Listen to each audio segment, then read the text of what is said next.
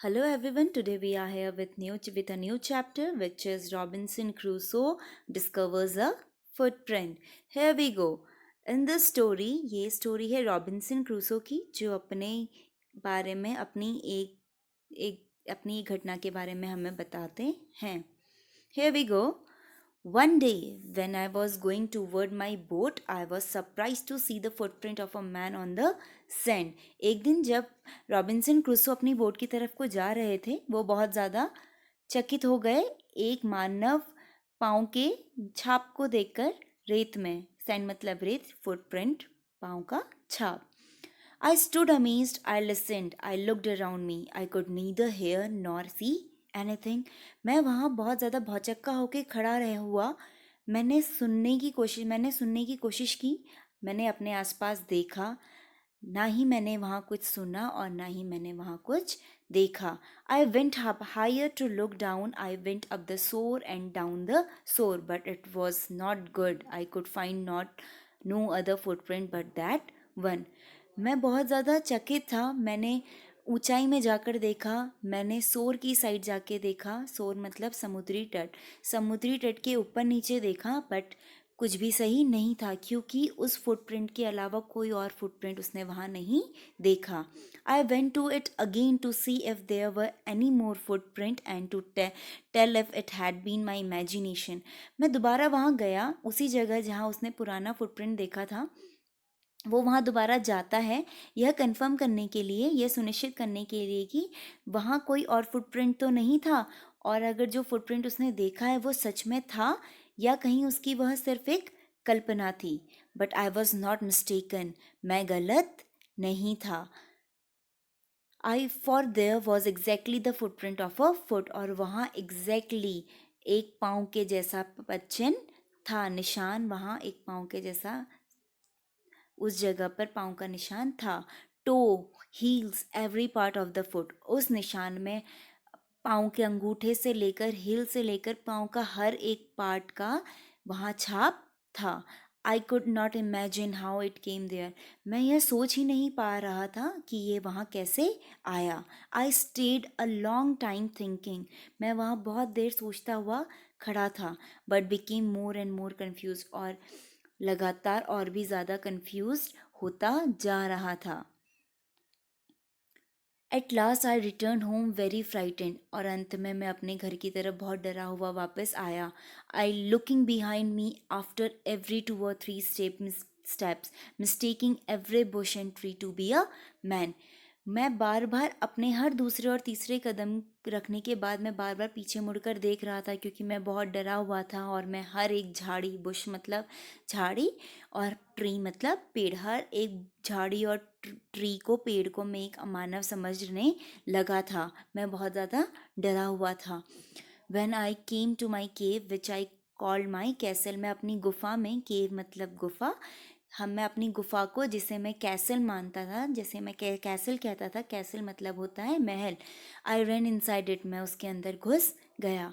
I was being chased. मेरा पीछा हो रहा था. चेस्ड मतलब पीछा करना. I do not remember whether I used the ladder or went in by the hole in the rock which I called the door. मैं इतना डरा हुआ था कि मुझे ये तक भी याद नहीं कि गुफा के अंदर घुसने के लिए क्या मैंने लैडर मतलब होता है सीढ़ी, क्या मैंने सीढ़ी का सहारा लिया या सीधे ही मैं उस केव के अंदर, गुफा के अंदर घुस गया. I run for cover. मैं अपने बचाव के लिए भागा. Faster than any animal could run. इतना तेज भागा कि कोई और जानवर भी इतना तेज नहीं भाग सकता था. I did not sleep that night. मैं उस रात नहीं सोया.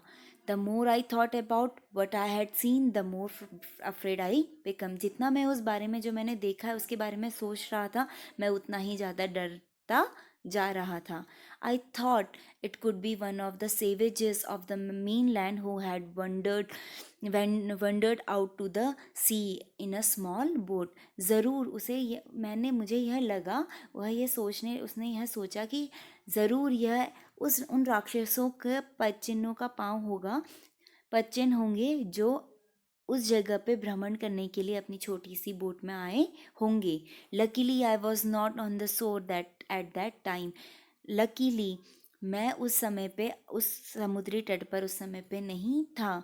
But if he had seen my boat, if he had seen the boat, he would have realized that someone lived on the island and would soon return with other to kill and eat me. वो सोचने लगा कि मैं lucky था कि मैं उस समय पे शोर पे समुद्री तट में नहीं था.